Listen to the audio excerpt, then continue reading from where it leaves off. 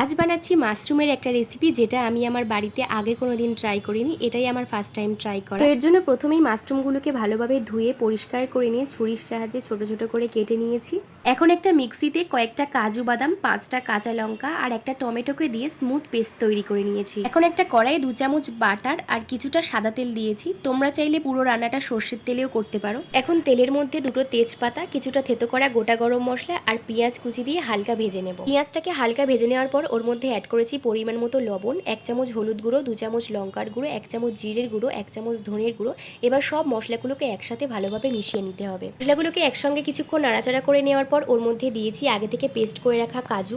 এরপর মশলাটাকে কিছুক্ষণ কষানোর পরে এইভাবে তেল ছেড়ে এলে ওর মধ্যে অ্যাড করব মাশরুমগুলোকে একসাথে মশলাগুলোর সাথে কষিয়ে নেওয়ার পর ওর মধ্যে দিয়েছিলাম অল্প পরিমাণে জল, কারণ মাশরুম থেকে এমনিতেই একটু জল বার হয়। এখন কিছুক্ষণ ঢাকা দিয়ে রান্না করে সবশেষে ওপর থেকে 1 চামচ গরম মশলার গুঁড়ো আর কিছুটা ধনেপাতা কুচি দিয়ে ভালোভাবে একসাথে মিশিয়ে নিয়ে ওপর থেকে 1 চামচ বাটার দিয়ে দিলেই তৈরি আমাদের মশলা মাশরুম।